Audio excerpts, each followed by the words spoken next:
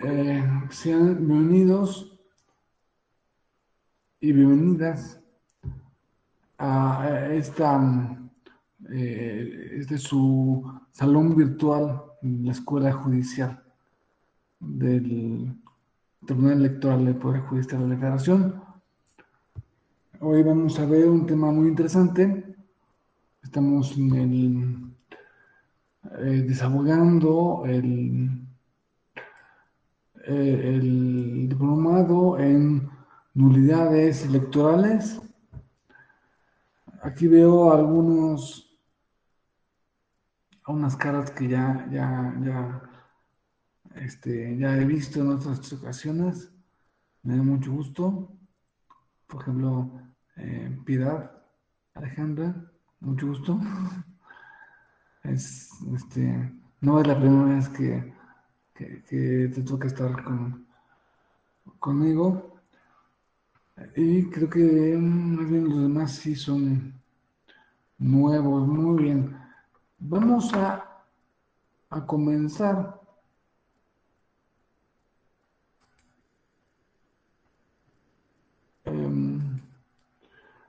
Les voy a proyectar estas láminas.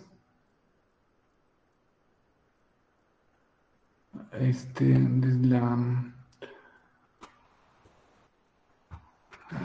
de la proyección de lo que es nuestro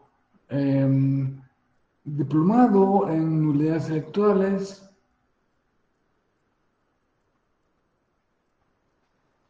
No sé si se están viendo la presentación. Bueno. Sí se ve. Perfecto. En este caso, en esta clase, nos va a tocar ver de todo de todo el curso de nulidades, vamos a ver unas muy específicas, como, como les, como se verá a continuación. Pero para ello, tengo que hacer una pequeña introducción hablando un tema que es fundamental, que me imagino que no será la primera vez que lo escuchan, pero a lo mejor sí es la primera vez que lo toman en cuenta desde ese punto de vista. Mira, vamos a ver en específico qué es una nulidad. Se habla mucho de nulidades y aparentemente es algo muy ordinario que hace los tribunales electorales así casi todos los días, o que más bien es algo muy fuerte, que es la última cosa que se le ocurre, que se le puede ocurrir a un tribunal. Por eso vamos a ver qué es, desde el punto de vista jurídico, qué es. ¿Será una sanción? ¿Una defensa o un mero resultado? Es decir, si es sanción, la palabra sanción se puede tomar desde dos puntos de vista, dos sentidos. Sanción como una especie de castigo y sanción como lo que un tribunal dice, o como el dicho de un tribunal es la sanción. No solo de un tribunal, también de otras autoridades sancionan cosas.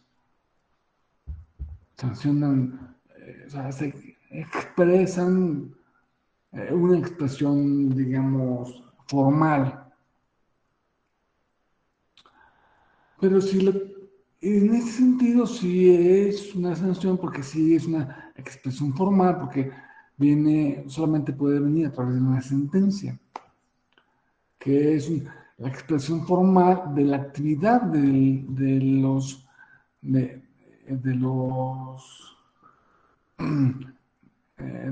tribunales electorales. Pero, ¿será sanción en el sentido de castigo? Si fuera así, tenemos que considerar otra cosa, que el efecto de la nulidad ya es en sí mismo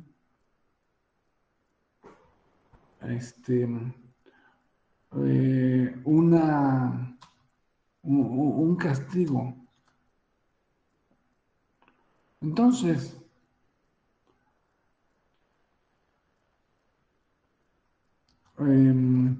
la nulidad, si se considera como un castigo, entraría en la categoría de digamos, los castigos. Y sabemos que un castigo no puede repetirse por la misma conducta. Por una misma conducta no pueden castigarte dos veces. Es el principio de non bis in idem. No dos veces sobre lo mismo. Y podemos ver que cuando hay nulidades, además de la nulidad, se pueden aplicar otros castigos. Se pueden aplicar una multa o se puede aplicar incluso la pérdida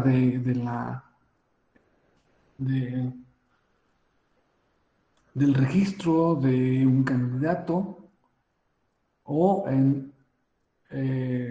bueno, sí, no creo que llegue a la pérdida del registro de un partido, pero sí de un candidato.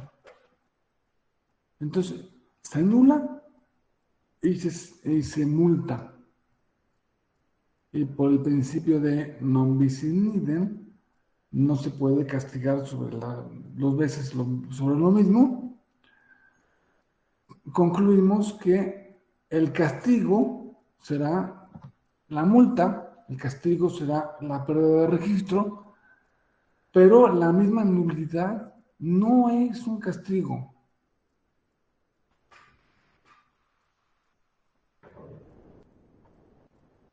Bueno, se puede considerar como una defensa o una actividad que hace una de las partes en un proceso electoral para llegar al resultado de que como la otra parte cometió estas ilegalidades, por eso yo perdí competitividad, por decirlo así, y por eso no gané. Entonces me tengo que defender. Bueno, pues a lo mejor sí se puede considerar como una ofensa, en el sentido de que esa puede ser la intención del actor que reclama que se anule una elección determinada. Pero más bien, yo les invito a considerarlo como un mero resultado. Porque la defensa, estamos hablando de la intención de una de las partes. La intención de una de las partes no significa, no está en la esencia, por decirlo así, de la nulidad. O sea, es el que la parte esté defendiendo o no se esté defendiendo, no, no hace más ni menos la naturaleza del acto mismo de la nulidad. Por eso yo considero, y no sé si haya más personas o tratadistas que consideran que más bien la nulidad es un mero resultado. Es el mero resultado de una elección. Ya vamos a ver que no es solamente elección, sino también es votación. Vamos a verlo un poco más adelante. O sea, un acto electoral elaborado de manera incorrecta no tiene que tener necesariamente dolo. Puede ser que sea un error. Por ejemplo, no, se verá que el artículo 75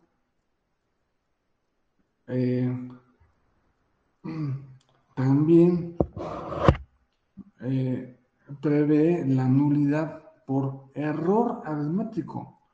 Y no hubo dolo, no es que se me haya ocurrido que yo haya sido muy malo. No, sino que simplemente no sé sumar. Ya, punto. Esa es la única. Entonces, por eso se anula el acto electoral.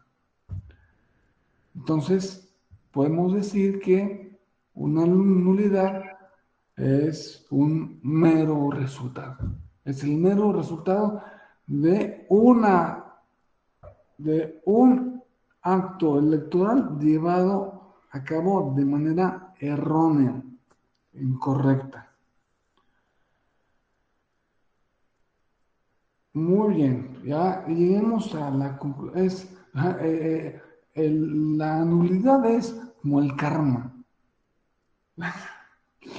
El karma, que no es que sea el castigo, ¿no?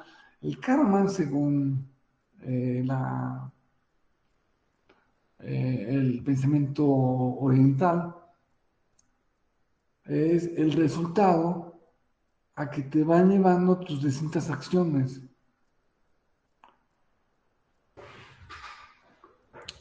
O sea, las nulidades electorales son como el karma,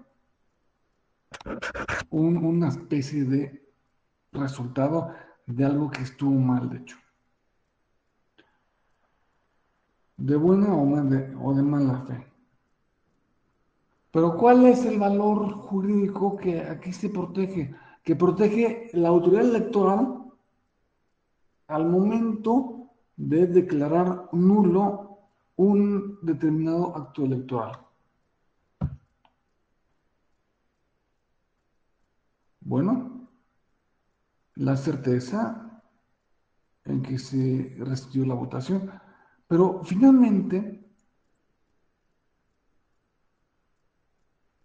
el valor de certeza nos lleva a un valor mucho más amplio y importante,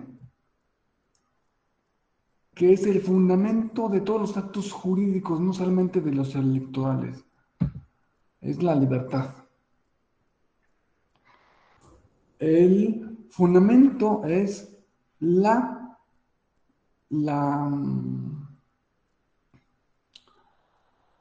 el hecho de que un acto electoral sea o haya sido ejercido con plena libertad.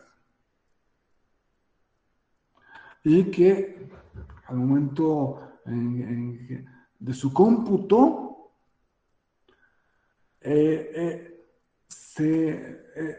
eso que expresó el votante originalmente sea lo mismo que se refleja en las constancias, en las actas. O sea, en la libertad que se asegura que el ciudadano o la ciudadanía vote con libertad y que esa misma voluntad se refleje absolutamente como espejo en los documentos oficiales. Que se diga, si vinieron a votar 10, que haya 10, o sea, haya registro de 10. Y si votaron por el partido X 5, 5. Otros 4 votaron por el partido W y otros 3 votaron por... No, eso tiene que estar en las actas de modo exacto. Finalmente, es la libertad que actualmente, y conforme ha sido el discurso político,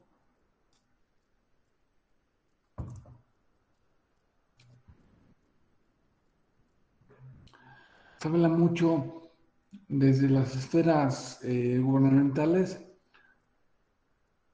de los de una época de la historia mexicana, que es la época del siglo XIX, donde claramente se contrapusieron dos grupos de poder, unos llamados conservadores y otros llamados liberales. Y entonces parece que el, la libertad que propulsaban esos liberales es algo bueno, en contra de lo que em, eh, presuntamente eh, añoraban los conservadores. Bueno, eso es una visión, por decir, muy reduccionista. No falta más que, no falta que especificarlo ante un, un público como ustedes, un público sofisticado que sabe que el- la vida de este país no comenzó y no se acabó en el siglo XIX y que es muy paradójico que por un lado se hable bien de los liberales y se hable mal del neoliberalismo. Pero voy a eh, voy a hablar un poco más, perdón que me quede en esta misma lámina, porque la libertad es una cosa sobre la que se puede hacer un gran recorrido intelectual. Digo, en primer lugar, la libertad es algo que nos distingue supuestamente de los otros seres del universo, en específico de los animales, que somos los únicos libres, porque los animales siguen su instinto y el ser humano puede sobrepasarse a su instinto. Bueno, pues este, Bueno, eso es lo que se ha dicho. No, no está absolutamente comprobado. En todo caso, la libertad es una... No vamos a entrar aquí al tema de si los animales son libres o no. O más bien, ¿de qué tan libres somos los seres humanos? Esa sería la pregunta indicada. En todo caso, la libertad, los actos libres son, son realmente paradójicos porque si lo vemos desde otro punto de vista, son, rompen con todo lo que hemos aprendido sobre el funcionamiento del universo. Sabemos que todo efecto tiene una causa y esta causa, pues, fue efecto de otra causa y tenía otra causa y otra causa y otra causa, otra causa, otra causa.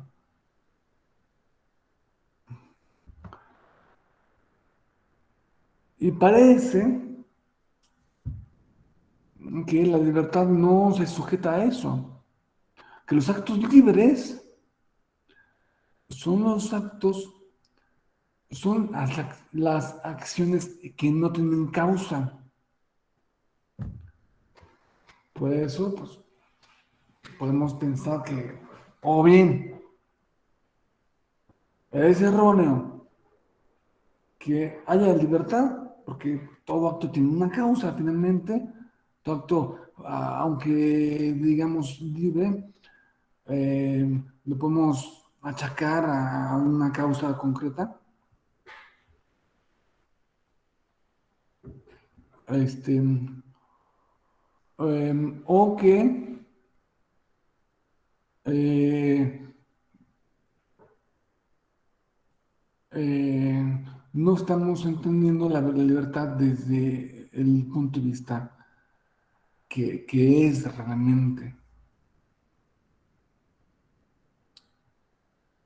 Este,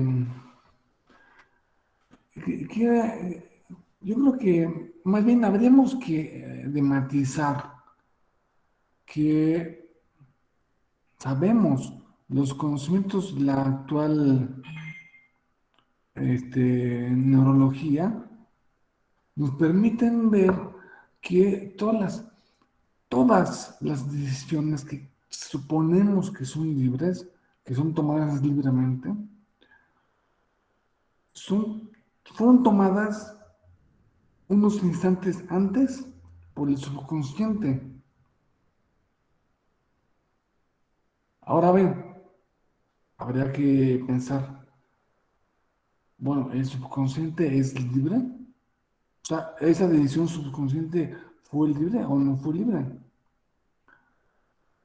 Porque, pues si no fue libre, entonces la libertad sería una mera sensación. Yo siento que soy libre, ¿no? O como dicen, libre como los pájaros, libre como el viento, siendo que, perdón, el viento es lo menos libre que hay, es lo más sujeto a unas leyes físicas concretas. Este,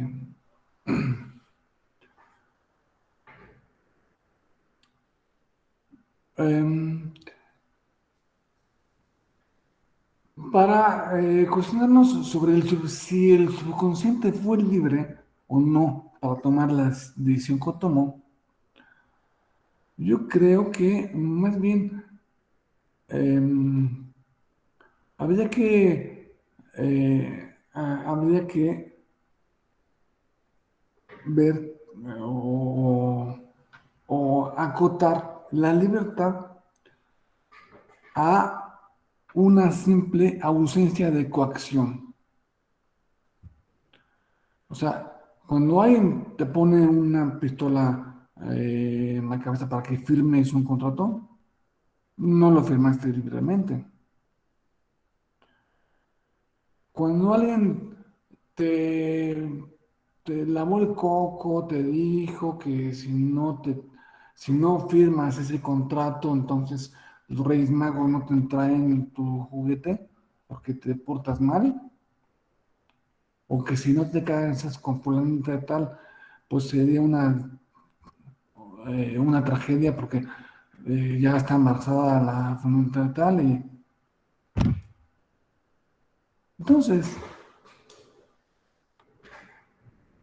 creo que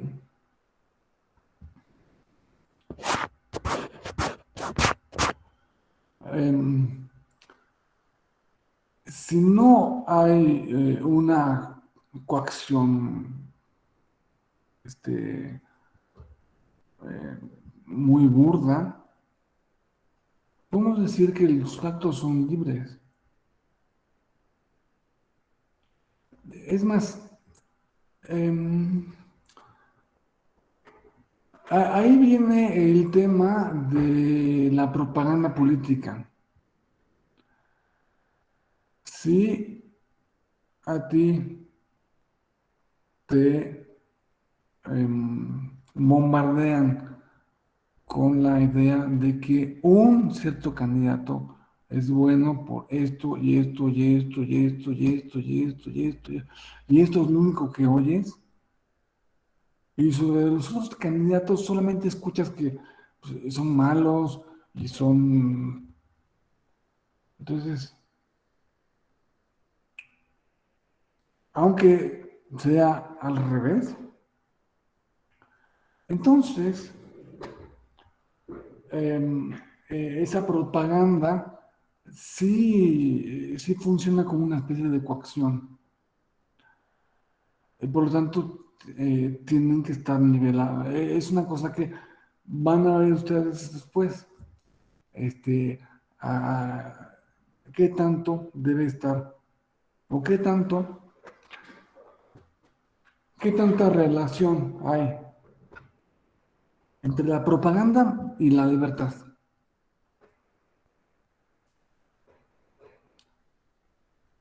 Este,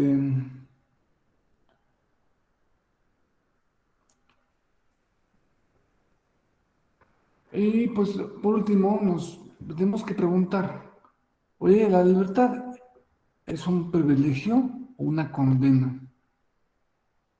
Mucha gente no le gusta ser libre. La mayoría de la gente, es más, la mayoría de la gente prefiere no decidir. La mayoría de la gente prefiere contar con un consejero, que ese consejero le diga, oye, lo bueno, lo que debes hacer es, eh,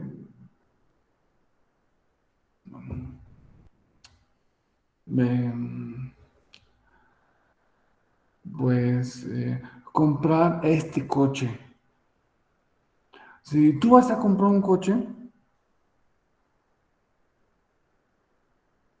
y el consejero te dice, mira, por el dinero que tienes, por tus gustos, por el lugar que estás, lo que más te conviene es este coche. Entonces, y ese otro coche no te conviene, aunque te guste, no te conviene.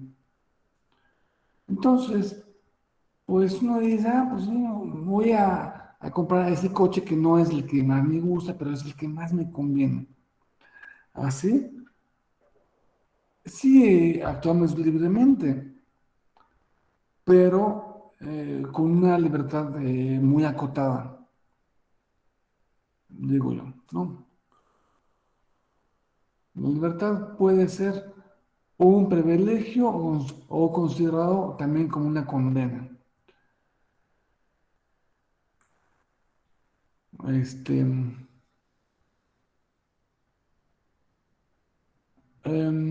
pues debemos concluir que en términos jurídicos, un acto solamente es válido si es efectuado con total libertad. Y eso es muy importante, sobre todo en nuestra materia, en derecho electoral.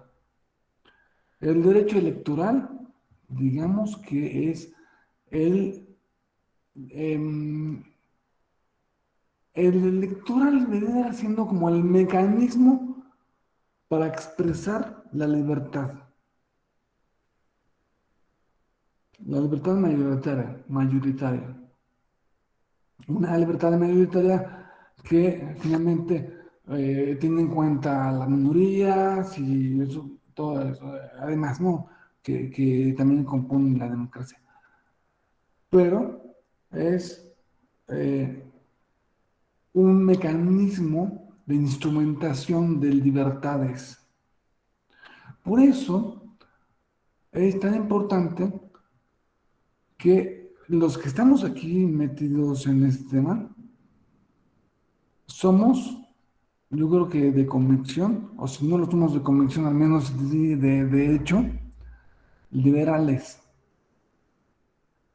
Liberales y me gustaría recoger algunos aspectos fundamentales del liberalismo. El, el principal es, bueno, un respeto irrestricto por los proyectos y vida del otro. A partir del siglo XX, a partir de los años 60, más o menos, 50, la filosofía se fue centrando mucho en el estudio del otro. Entonces, la filosofía de la otredad vino a ser una, el pensamiento propio del posmodernismo.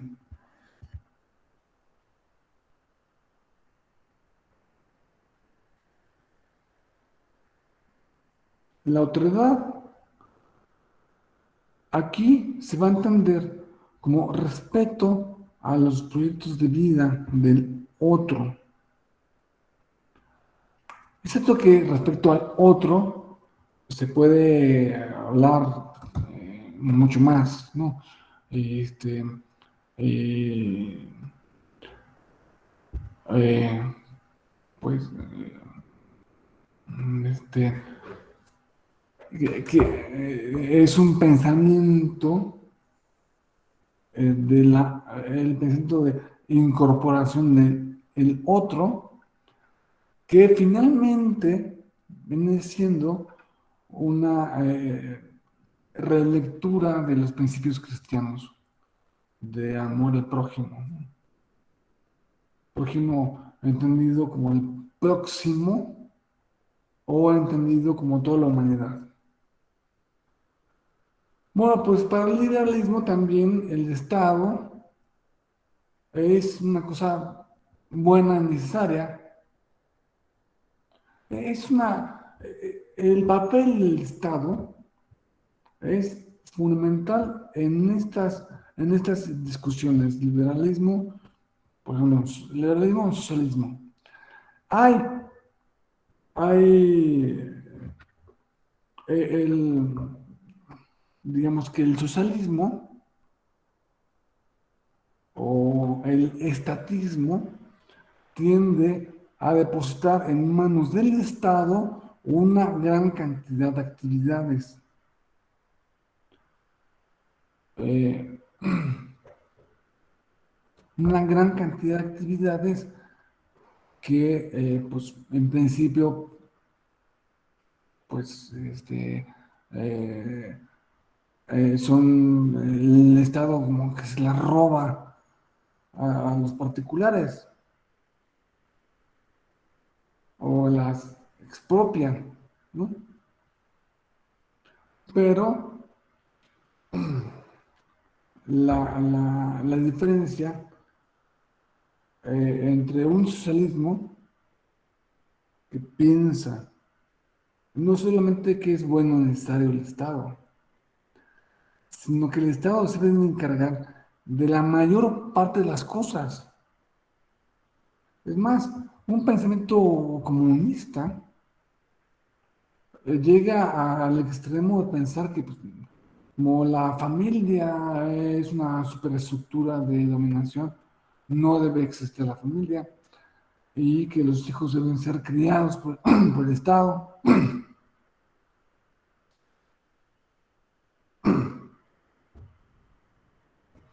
Y por supuesto que todas las actividades económicas deben estar en manos del Estado. El Estado así se convierte en regulador,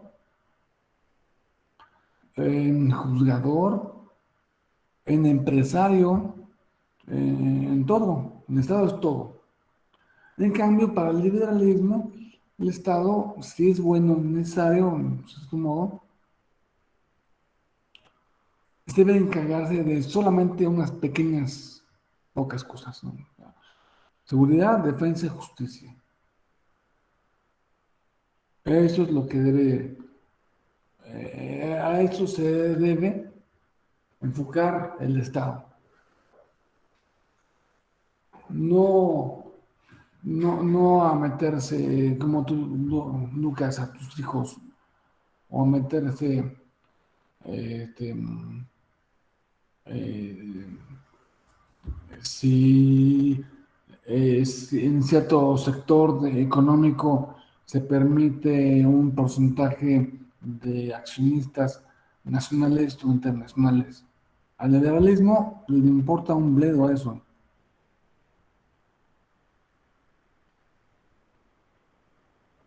Con que esté asegurada la justicia, la seguridad y la defensa del país, los particulares pueden hacer lo que sean de la nacionalidad que sean. En cambio, en las instituciones, de que deben ser pocas, deben ser fuertes.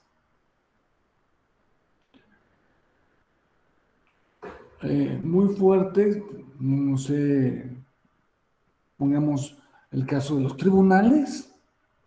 Los tribunales deben tener una manera de actuar sencilla, clara y contundente, y que todo mundo obedezca lo que digan los tribunales.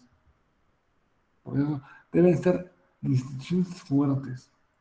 Aquí tenemos en materia electoral también una institución encargada de organizar las elecciones, que es el INE. Bueno, no solamente el INE, eso es a nivel nacional, también a nivel local, los institutos electorales locales, ahora llamados OPLES. Estas instituciones deben ser muy fuertes, muy sólidas, deben estar exentas de la intervención de factores reales del poder, debe ser un verdadero honor participar en una eh, institución electoral, que debe ser muy fuerte, que debe ser algo muy sólido y que debe por eso influir de manera eficaz y eh, sin dudarlo en la vida de los de la sociedad. Por otra parte, el liberalismo no es determinista. Bueno, aparte, se me olvidó. O sea, las autoridades estatales deben ser fuertes, pero muy acotadas. O sea, el gobierno ideal es el gobierno para un liberal, que es suficientemente fuerte para hacer lo que debe hacer, pero sin tantas facultades como para poder pasar de la raya y dañar a los particulares, dañar a la ciudadanía. Bueno, pues cuando mm, estuvo bien pensado que el Estado no sea empresario, que el Estado tenga unos institutos de protección de los derechos humanos, independientes del gobierno, de los gobiernos, unas instituciones eh, de transparencia, independientes del quehacer del gobierno. Porque todo eso va limitando, poniéndole barreras para que no te pases por aquí, no te pases por aquí. Y eso sí es algo positivo. El liberalismo no es determinista. Fíjense ustedes, muy, muy importante esto.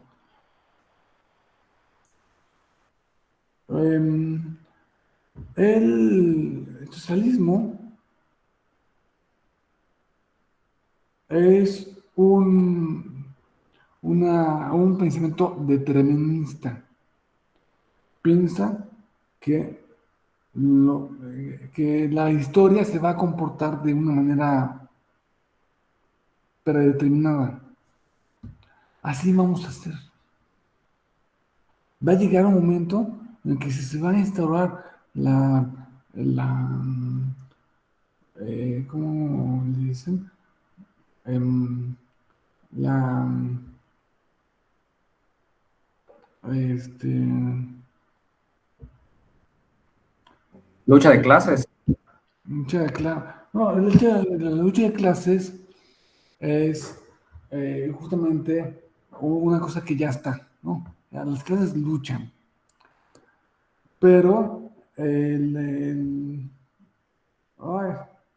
eh, El capitalismo se va a comer a sí mismo. eh, se va a, tiene la tendencia, todos vamos hacia un gobierno del proletariado. Este, sin observar que un gobierno del proletariado es una cosa, es un oxímoron. O sea, bueno, Dos cosas que se contradicen y son lo mismo, ¿no? una cosa contradictoria porque sí, en efecto, Como ser profundamente superficial, ¿no? Eso decía Andy Warhol. sí, o sea, así es, o como luz negra, algo así, ¿no? Este, entonces, porque la historia no se puede determinar. Lo que va a pasar dentro de 10 años, pues quién sabe qué va a pasar dentro de 10 años, quién sabe. Y solo pensamos en los socialistas como deterministas, pero pensemos en un marxista al revés, un marxista al revés que se llama Francisco Fukuyama, que escribió un libro que es El fin de la historia. ¿Se acuerdan? Pues ya cayó el muro de Berlín, ya se destruyó el bloque soviético, ya se acabó la historia. Ya todo lo que va a pasar dentro de una sociedad liberal. Y vemos que desde que Fukuyama escribió eso, no ha pasado eso, no ha pasado que Fukuyama predijo. Es un marxismo al revés, es profetizar lo que va a pasar. Una sociedad feliz donde el liberalismo, la sociedad sea eh, eh, capitalista para siempre. No, no, no, la historia humana es mucho más compleja y la historia no se puede determinar. Por eso es un gran error, es un gran error, no solo error, sino disminución, me gusta, dividir la historia de México en transformaciones, en tres transformaciones, y pensar o sugerir que vivimos en una cuarta de estas transformaciones. Es lo mismo, lo mismo es un Fukuyama. Ahora sí va a comenzar la sociedad feliz, la sociedad donde no se, la sociedad mexicana donde se acabó con la corrupción. De ahora en adelante ya nadie va a ser corrupto, ya nadie va a ser. Y pues ahora sí que, perdóname, pero empezando por el principio, ¿no? Este, un determinismo,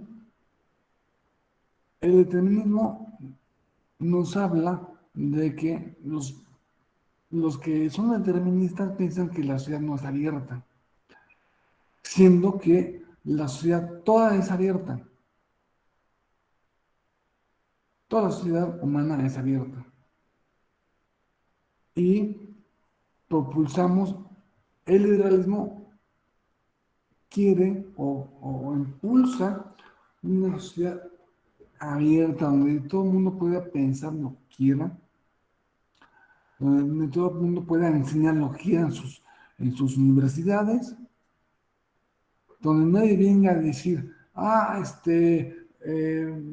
te pasaste de raya, te hiciste hacia las izquierdas o hacia las derechas o hasta los medios. No, o sea, una ciudad abierta es una ciudad en la que yo puedo pensar, escribir, decir o enseñar lo que me venga en gana. El filósofo más que señaló estos aspectos de la sociedad abierta es un austriaco que se llamaba Karl Popper. De hecho, escribió un libro, La ciudad abierta y sus enemigos. Los enemigos de la ciudad abierta son los que no quieren que la ciudad sea abierta, los que creen que la ciudad va a ir necesariamente a algún lugar, ¿no? O sea, los que niegan la libertad o niegan el factor de libertad o no tienen en consideración que el ser humano es libre. Bien, ah, se dice que si conoces un grano de arena, si conoces todo lo que debes saber sobre un grano de arena, lo conoces todo sobre el mundo, sobre el universo.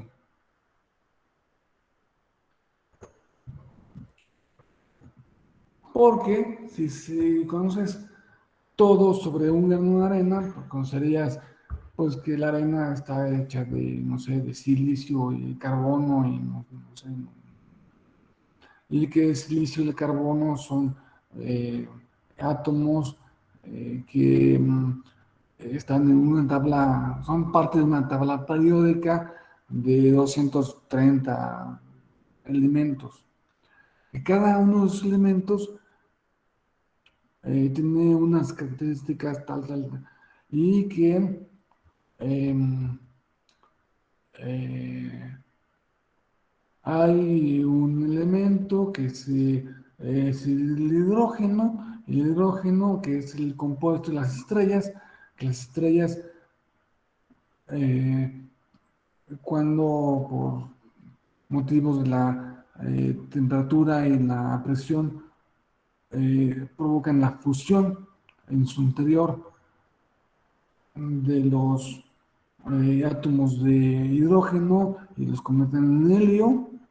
Entonces eso libera una energía brutal, que es la energía de las estrellas, y que entonces con saber de un grano de arena, sabría yo de las estrellas, de todas las estrellas, porque si sé de una estrella, pues sé de todas. Si sé de un grano de arena, sé de las playas que están en todo el mundo, y no solamente las actuales, sino las que hubieron desde miles de millones de años, y las que va a haber dentro de miles de millones de años. ¿Y qué pasa en cada? Entonces, eso es un pensamiento determinista. Porque sí, en efecto, si conoces todo sobre un grano de arena, conoces todo lo que, todo el resultado de las cosas que no vienen sujetas a la libertad. Porque si conoces un grano de arena, todo, no por esto significa que conoces eh, si fulano se va a casar con su novia o no, o si se va a echar para atrás, o si la novia se dan cuenta de que Perengano, su novio, es un tal por cual, que si lo va a dejar o que si va a quedar con él. Son actos libres, son actos libres que el conocer un grano, todo lo que puedas saber de un grano no te da esa perspectiva sobre la libertad humana. No, o sea, la libertad humana no está determinada. Punto. Entonces, mira, em, em,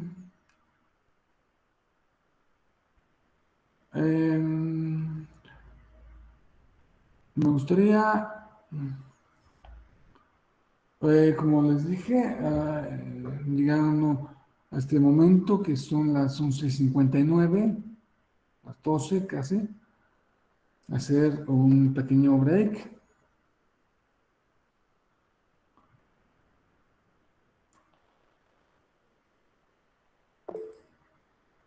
y que pedirles, por favor, Jaime, Sí, ¿tienes una duda? lo que le iba a comentar, bueno, después del break, no sé si vamos a seguir tocando el tema de liberalismo. Sí, Sí, sí, bien, me vamos a gustaría, seguir. al final, pues yo compartir, igual, o sea, mi punto de vista, porque creo que sí es importante, pues compartirlo. Hay cuestiones que coincido, ¿no? En su mayoría, pero hay cuestiones que sí sería bueno mejorar por la situación actual. O sea, yo hablando de los de mi generación, ¿no? Ah, sí, sí, sí, claro. Entonces, lo podemos dejar al final, no hay problema, ya que terminemos el tema del liberalismo. Sí, por supuesto. Perfecto. Digo, vamos a ver que el liberalismo, antes que nada, no es una religión. En eso se diferencia, es la gran diferencia que tiene con el socialismo. O sea, que el liberalismo no es una religión, es una técnica, es un mecanismo. El socialismo sí se plantea como una cosa que, como que debe ser, ¿no? Pero lo vamos a ver. ¿Qué le parece a las 12:06? Nos conectamos, apagamos nuestras cámaras y hasta ahora nos reingrесamos.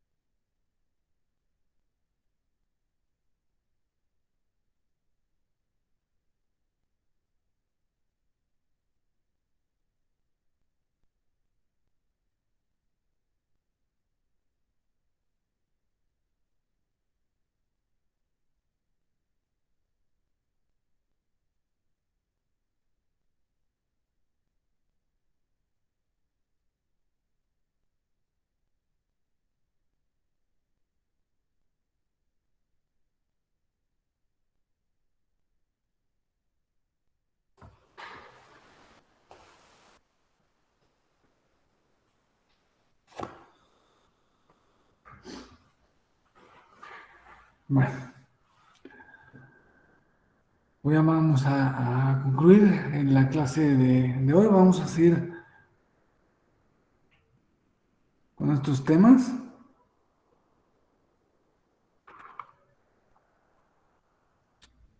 Em,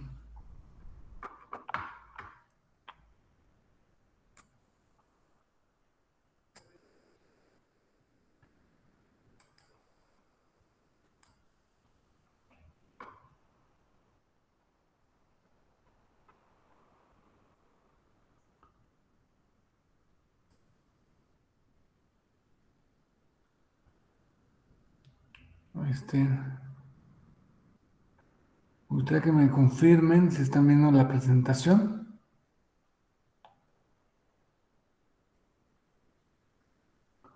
Muy Sí, bien. doctor, toda la presentación.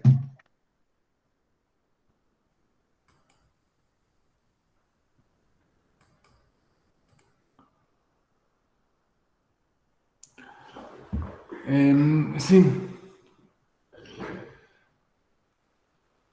el liberalismo decíamos que presupone una ciudad abierta y es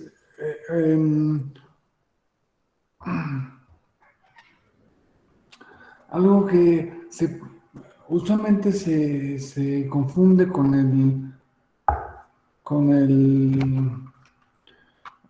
capitalismo.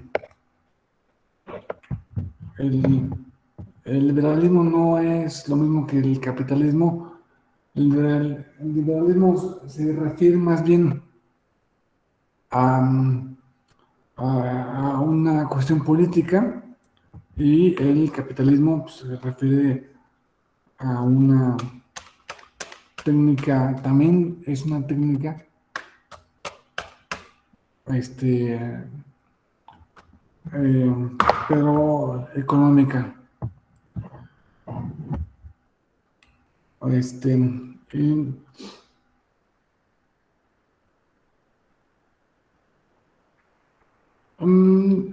bueno, sí, el capitalismo es aquella técnica económica que supone la libertad, pero no es exactamente lo mismo.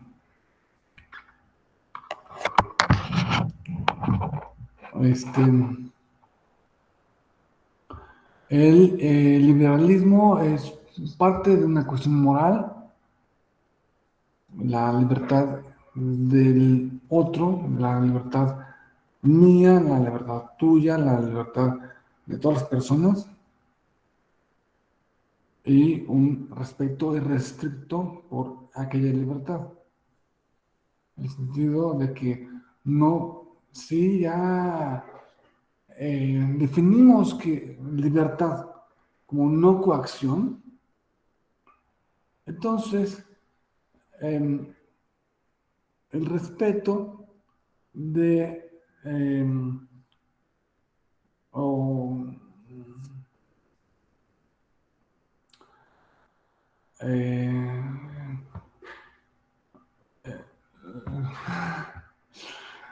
sería como un negativo.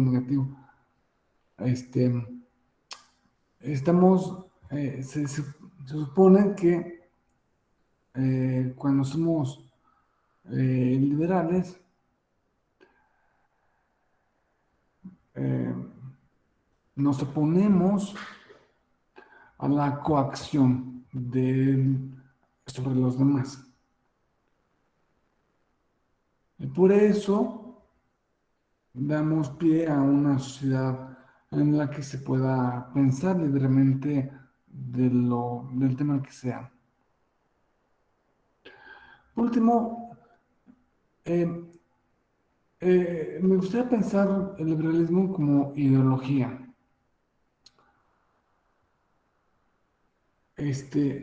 Al respecto, creo que es muy importante este, que remarquemos esto,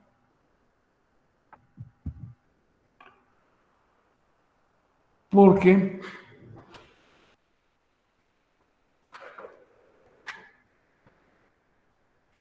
tenemos que pensar en los orígenes históricos del pensamiento, del pensamiento liberal.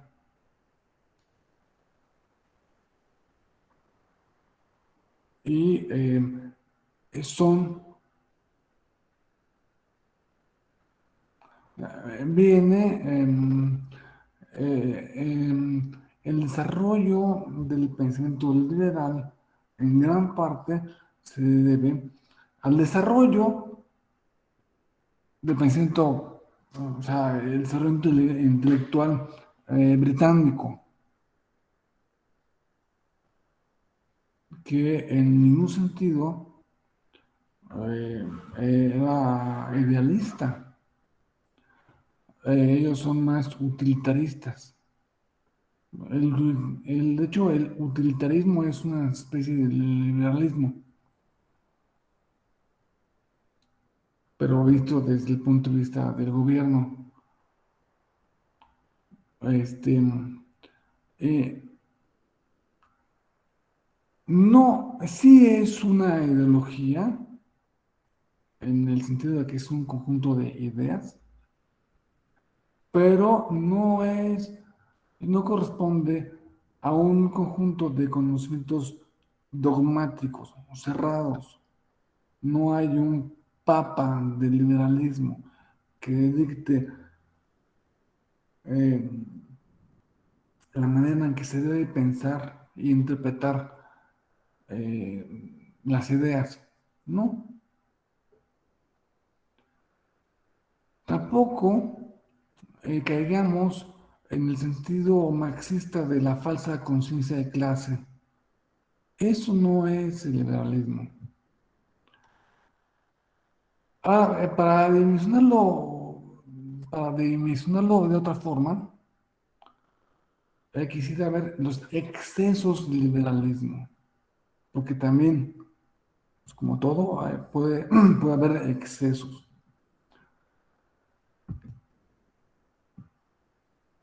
Y ese exceso, em, por una parte, puede ser el libertarismo o el minarquismo o el anarquismo capitalista, donde el Estado siempre es algo negativo, debemos estar libres. En esto coincide en cierto sentido con cierto pensamiento, cierto pensamiento incluso comunista, que el pensamiento comunista es, en última instancia, es anarquista, porque considera que no debe existir ninguna autoridad. Este, pero aquí se ve al Estado como algo siempre negativo. O sea, si el Estado mete la mano en algo, está mal. En lo que sea que la meta, está mal. Yo, por el cierto pensamiento libertario,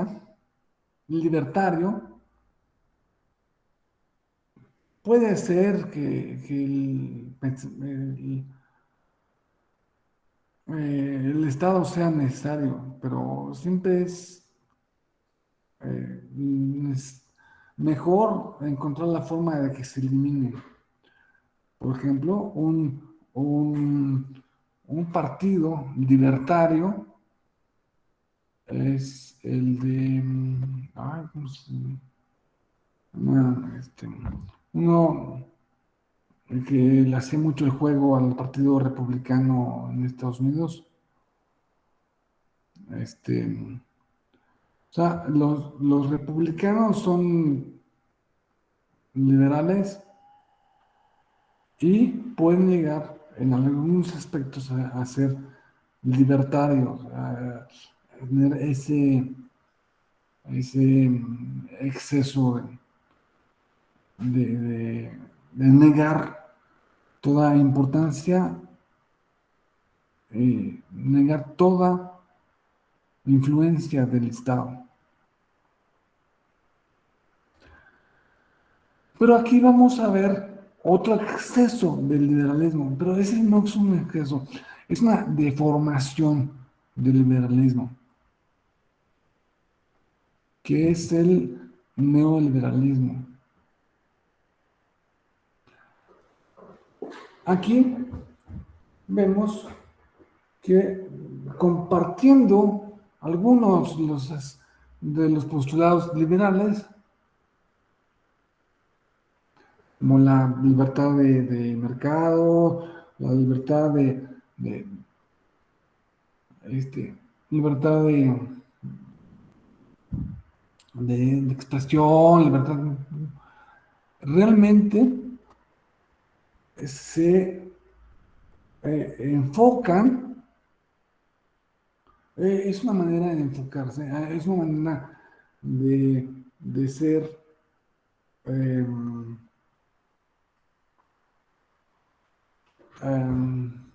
es, o sea, los empresarios neoliberales son empresarios que finalmente ven la manera de ser, eh, de sacarle al Estado lo que pueden, o sea, de ser parásitos. O sea, por eso, bajo la pantalla de mercados libres, se incurrieron en incrementos en el gasto público, de la deuda, en corrupción y algo más de tipo político, que es la inexistencia de división de poderes,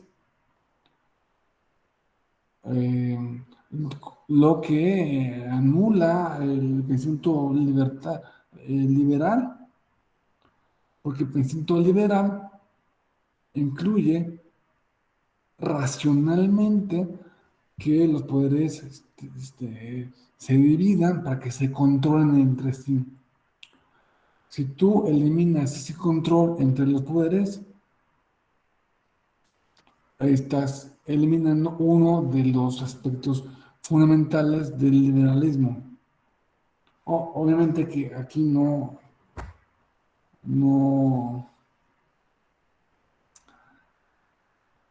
expusimos todos los conceptos que tienen que ver con esa manera de pensar, ¿no? Pero para el liberalismo, el empresario es una persona que no es más buena o menos buena o peor o menos. No. El empresario es alguien que se dé cuenta de que su beneficio particular, que es lo que va a buscar él, pasa por el beneficio de sus empleados. Los empleados no pueden estar esclavizados, porque eso redunda en su perjuicio. También pasa por el beneficio de los consumidores. Hacer mejores teléfonos que tengan más capacidad, más memoria, más puntos de,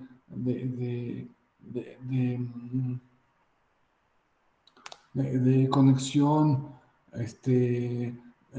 más, con unas interfaces más bonitas, una mejor cámara, beneficia a los consumidores,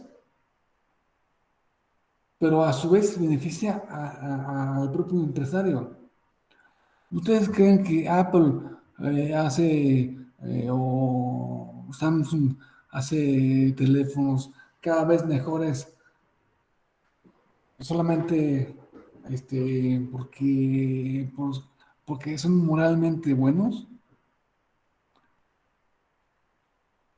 O sea, es obvio que no. Es obvio que lo hace porque les conviene a ellos. cómo Elon Musk hace cosas, hace coches eléctricos que convienen a la población mundial tener un parque de coches eléctricos. Digo, y aparte, los coches que hace Elon Musk en Tesla son coches de mucho lujo, son coches carísimos. O sea, un Tesla vale más que un Lamborghini. Pero la gente está dispuesta a pagar por eso. Y cada año le van metiendo más cosas. Porque la conveniencia del consumidor es conveniente para el empresario. Y la conveniencia del consumidor ahora se articula con conveniencia a la propia naturaleza. Entonces es doblemente conveniente. En cambio, un empresario neoliberal es aquel que en sus conversaciones solamente está que si viste al diputado fulano, que si le mandaste flores a la diputada fulana o a la senadora no sé qué, que vamos a invitar al presidente a comer, o sea, para quedar bien con el poder, para que les dé beneficios, privilegios, para que les dé obras públicas, para que les dé... O sea, eso se entiende por la verdad, por neoliberalismo, y si eso es neoliberalismo, es algo que es eh, eh, rechazable desde pues, muchos puntos de vista.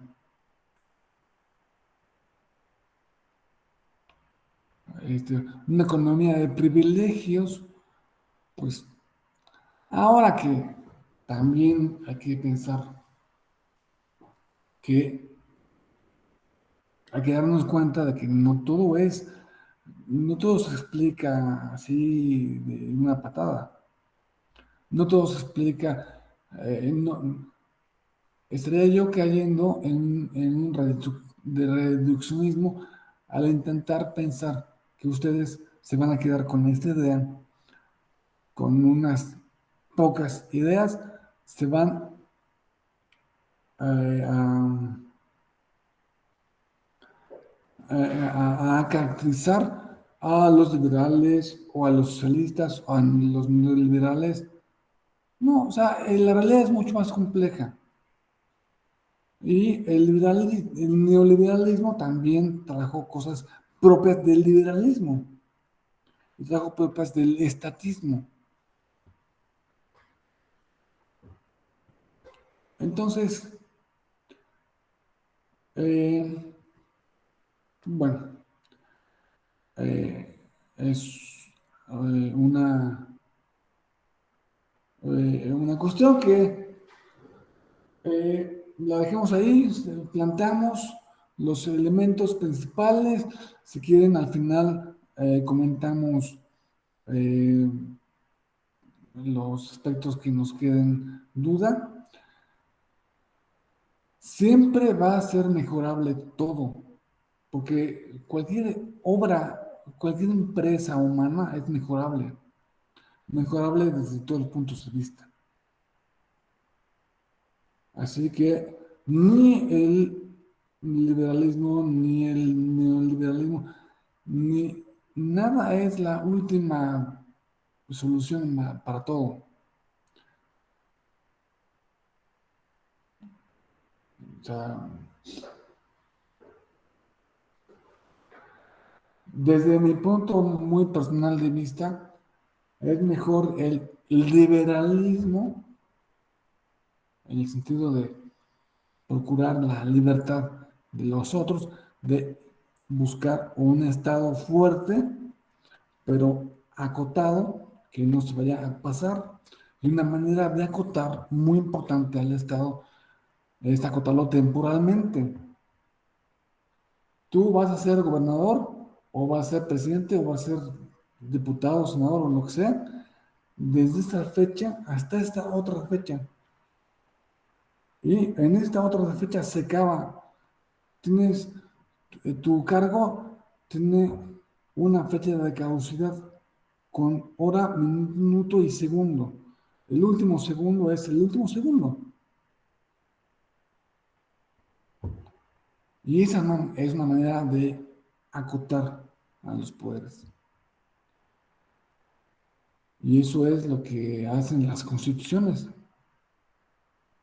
Una constitución, eh, pues, es un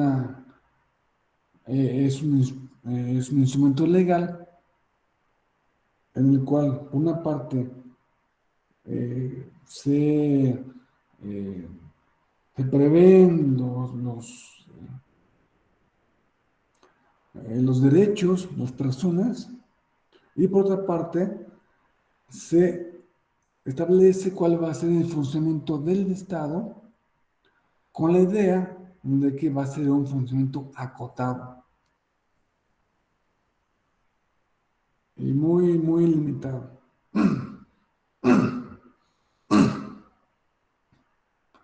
En ese sentido, el constitucionalismo en sí mismo es liberal. No niego que pueda haber otras expresiones de organización de poder, pero estas son las más importantes, al menos en las que nos ha tocado vivir. Ahora vamos a pasar al tema puramente jurídico. Vamos a pasar al tema de la clasificación de las nulidades.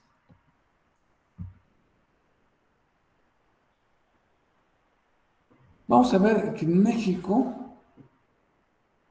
el sistema de nulidades es muy claro. Se puede anular un voto particular o unos votos, o sea, la votación recibida en una casilla o toda una elección. Cuando se anula una elección, se están anulando todos los votos en masa, se anulan todos los votos que se expidieron en esa elección. Cuando se está anulando una nulidad, una votación recibida en casilla, no se está anulando voto por voto, sino que se está anulando en masa todo lo que está en una casilla. Entonces, vemos que la nulidad del voto necesariamente es específica. Este, Se anula el voto si no cumple con unos requisitos muy sencillos. El requisito más bien es que esto no vamos aquí a ver todo, porque esto lo han visto, lo van a ver en otras partes, en otros módulos de este mismo diplomado.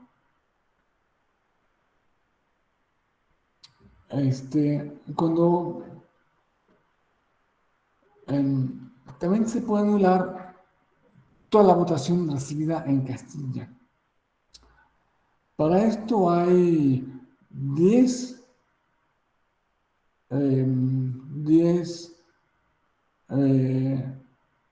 causales específicas y una causal genérica. Y a nosotros en este módulo nos toca ver 3 de las causales específicas. También existe la nulidad de la elección completa. por causales específicas, que son las que establece la Constitución. Una genérica que, pues, bueno, es violación de principios constitucionales que espero que vean en otros módulos de este mismo diplomado. ¿Cuál es el principio rector de los no, uno de los principios rectores de las nulidades es la conservación de los actos válidamente celebrados? Esta es una noción del derecho administrativo.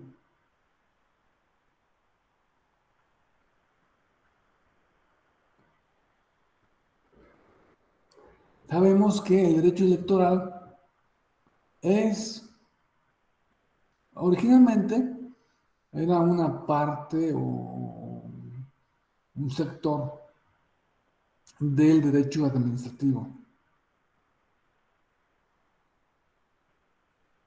Ahora el derecho electoral ya es una disciplina en sí misma, que se distingue del derecho administrativo, pero digamos que todos los principios del derecho administrativo se aplican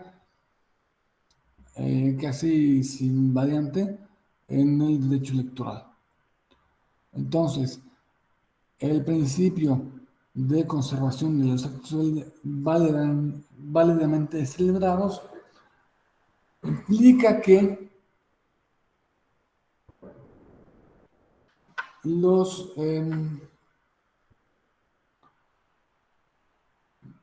cuando se va a hacer, a declarar la nulidad de un acto electoral,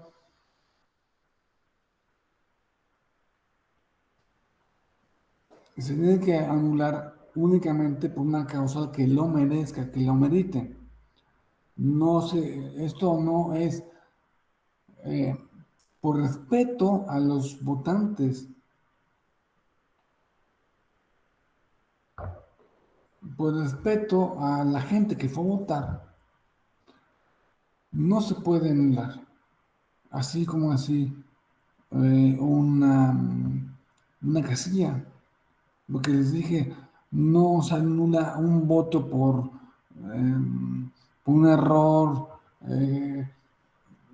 que marqué dos partidos a la vez y no sabe, y dos partidos con candidatos diferentes, no sabe entonces cuál fue mi voluntad.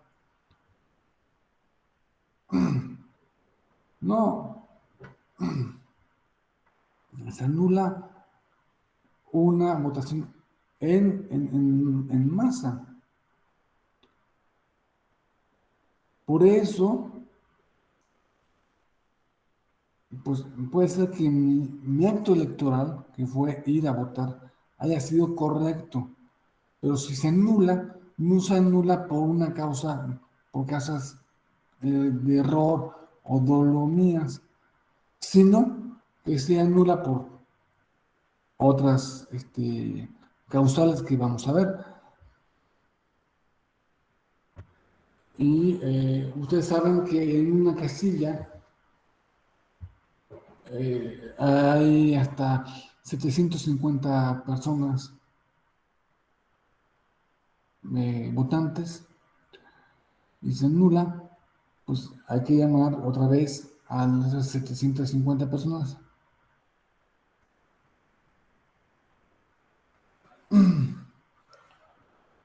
Y tiene que ameritarlo.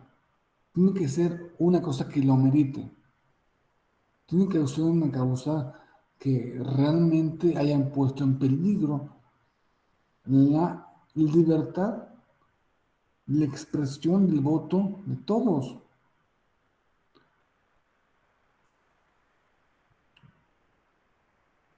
Entonces, em, este principio fue muy atinadamente invocado por los primeros magistrados que formaron el primer tribunal electoral, que como ustedes saben, y si no saben se los cuento, el primer tribunal electoral fue el Tribunal de lo Contencioso Electoral, el famoso Tricoel, que dependía del Poder Ejecutivo, dependía de la Secretaría de Gobernación, un tribunal administrativo, como los tribunales de lo contencioso civil. Hay muchos tribunales contenciosos que son parte del Poder Ejecutivo, como es el caso de los tribunales eh,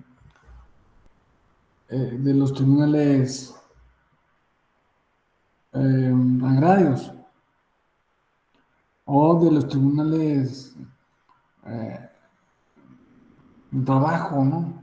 Algunos no pertenecen al Poder Judicial,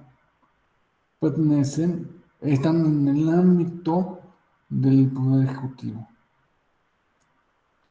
Lo que merma, en cierto modo, en cierto sentido, su capacidad de autonomía, independencia.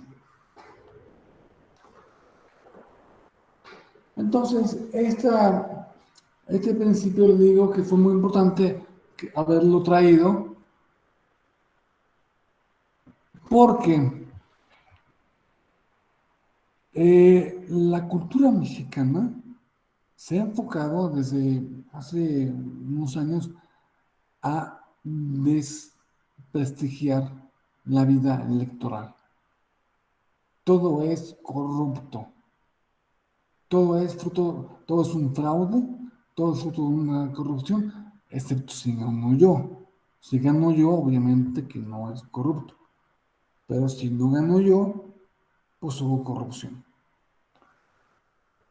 Entonces, la corrupción de una si hubo corrupción en la casilla X, se deduce por esta misma mentalidad, le digo, retrógrada en el gusto mexicano, que si hubo fraude o irregularidades en la casilla H, es porque también hubo irregularidades en la casilla M, aunque la casilla M está en otro punto, o aunque esté a un lado.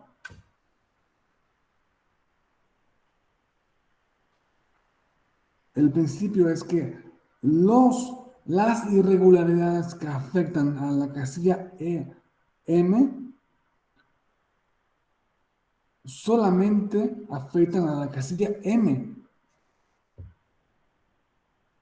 Y no nos podemos hacer extensivos a ninguna otra casilla, salvo como a veces, en ciertas circunstancias, como una prueba indiciaria,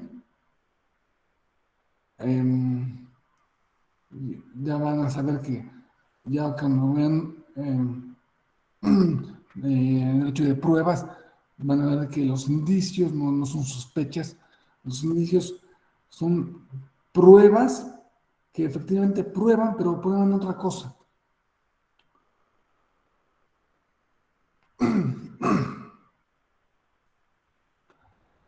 Entonces,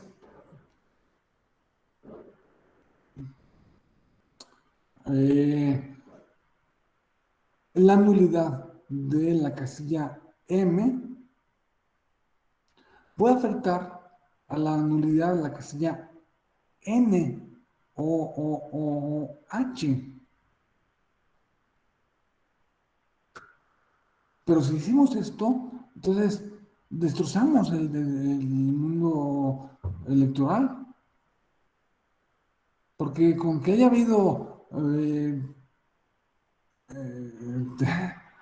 una irregularidad en Chiapas, no vamos a deducir que hubo otra, que eso significa que fue irregular toda la votación, incluso la que se recibió en Michoacán o la que se recibió en Tamaulipas.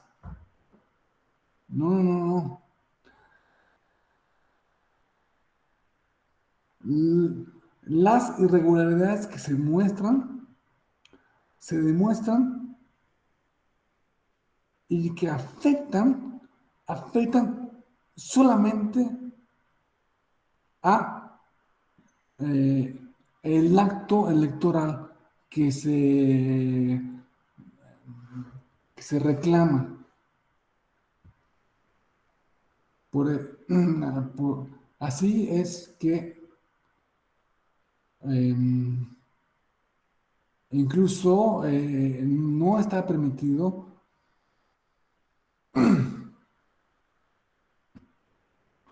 o está permitido, pero con con ciertas eh, limitaciones, el eh, exigir la nulidad de castillas, de más de una castilla o de más de una elección. Con eso se refiere que difícilmente o solo en ciertas circunstancias yo puedo pedir que se anule en una misma demanda, pedir que se anule la elección de gobernador y la de presidente de la República. No, son dos cosas. Si quieres eso, presenta dos demandas, una de gobernador y otra de presidente. Hay algunas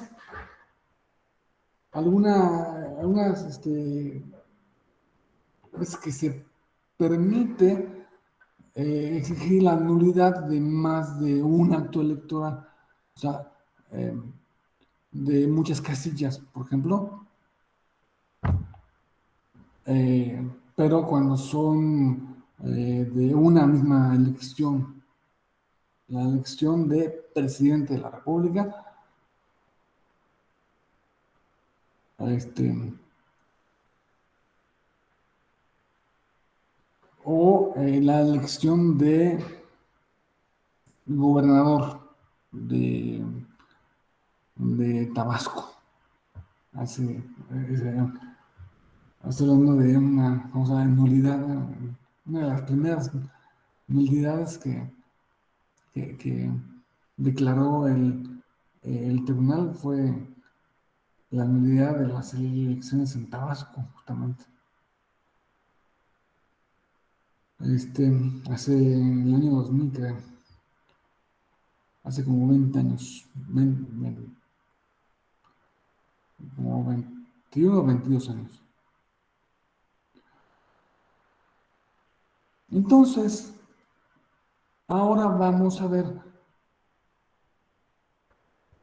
nulidades. Me voy a regresar un tantito.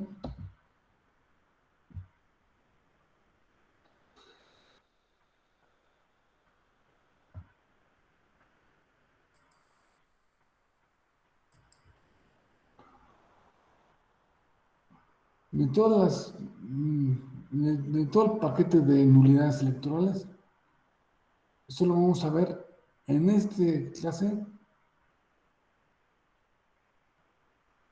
de las 10 específicas, vamos a ver 3. Las que se establecen, o sea, se prevén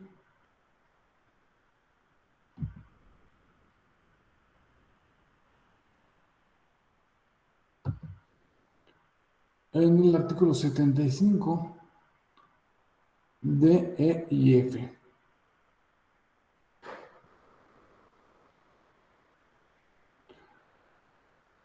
Bueno, la primera es la nulidad de votación recibida en una casilla se anula cuando se acredite la causal de recibir la votación en fecha distinta a la señalada para la celebración de la elección.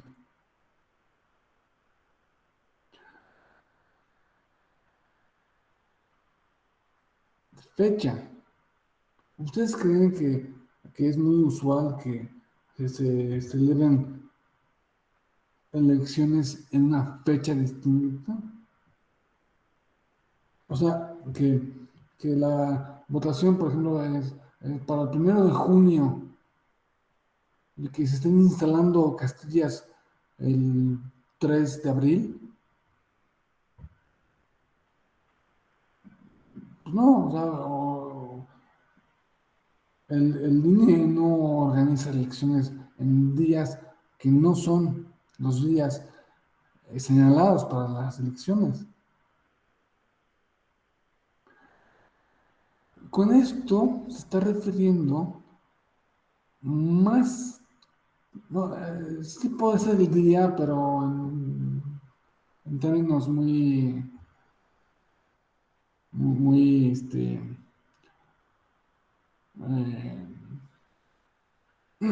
muy amplios, ¿no? Se refiere más bien a la hora. Por eso vamos a ver cuáles elementos se deben considerar para la configuración de esta causal.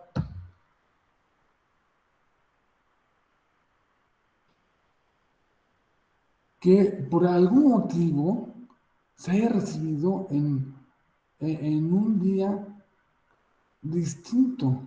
No me imagino, la verdad es que me cuesta mucho trabajo pensar en,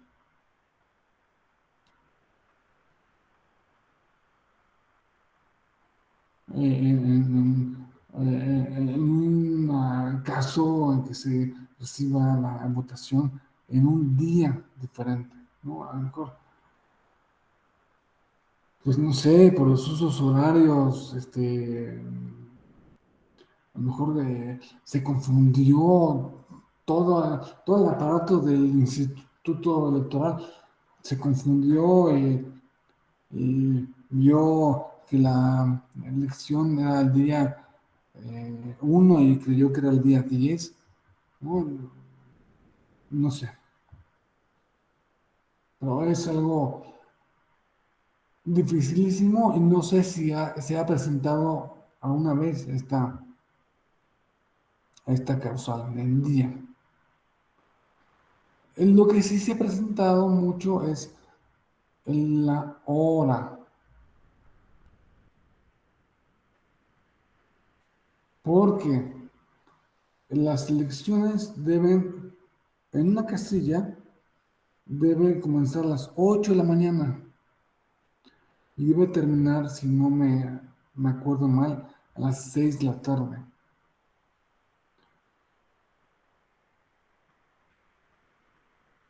Entonces, em, eh, ahí le voy luego a pasar unas jurisprudencias en unos casos este, en que se dice, bueno, si empezó no a las 8 sino a las 8:04, empezó a las 8:10, tampoco es que haya tanto problema, ¿no? Si no fue determinante esto para el resultado de la elección. Aquí la determinancia se entiende como el que haya posibilidad de duda afectiva, de duda real. Es decir, La votación comenzó no a las 8, sino a las 8:15. Ok, está bien. No, está mal, pero es lo que pasó, ¿no? Pero a la hora de la hora, resultó que se empató.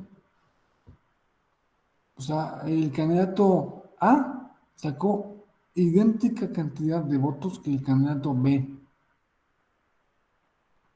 Oye, pues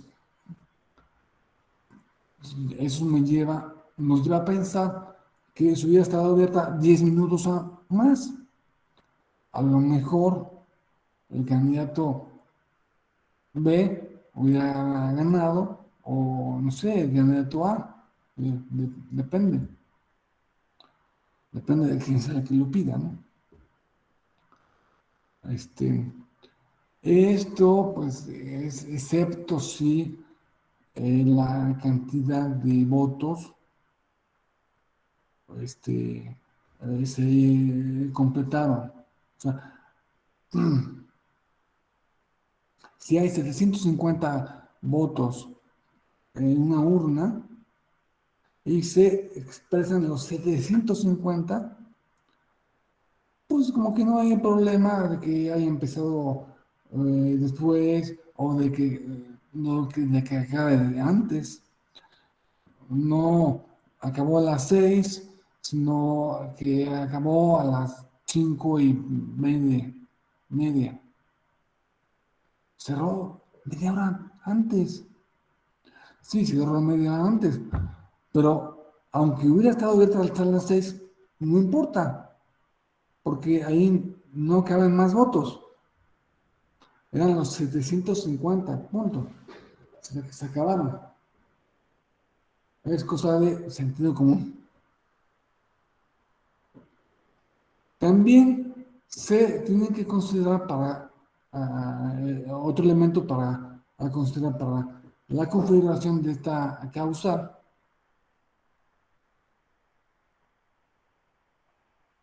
es esto que la recepción de la votación se haya dado en fecha distinta a la celebración de la elección. Bueno, yo creo que esto más o menos es muy parecido al supuesto anterior. Y por último, que la irregularidad fuera determinante para el resultado de la votación.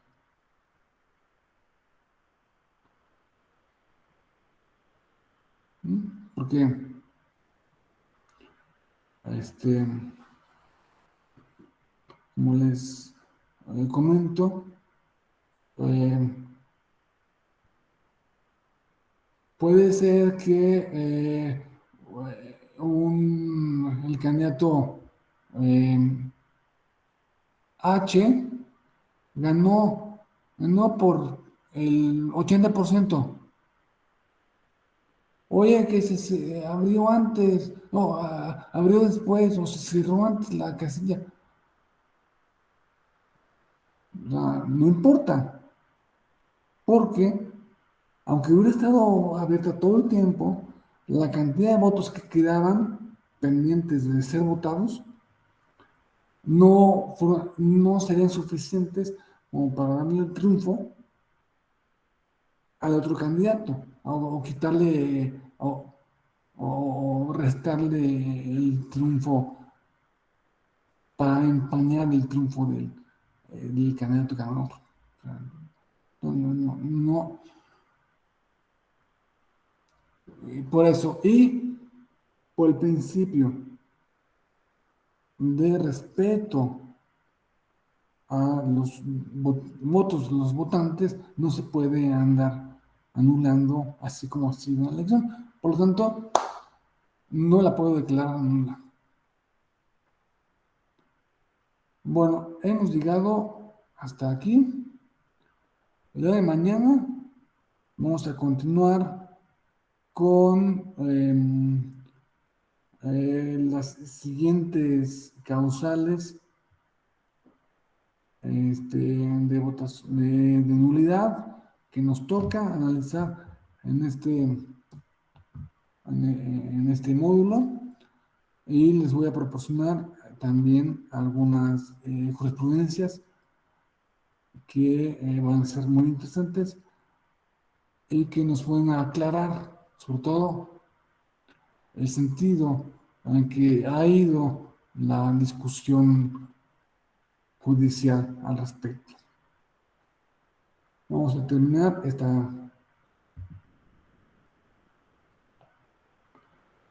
clase. Nos veremos mañana. No sé si queda alguna duda de lo que se vio en esta clase, o en todo caso,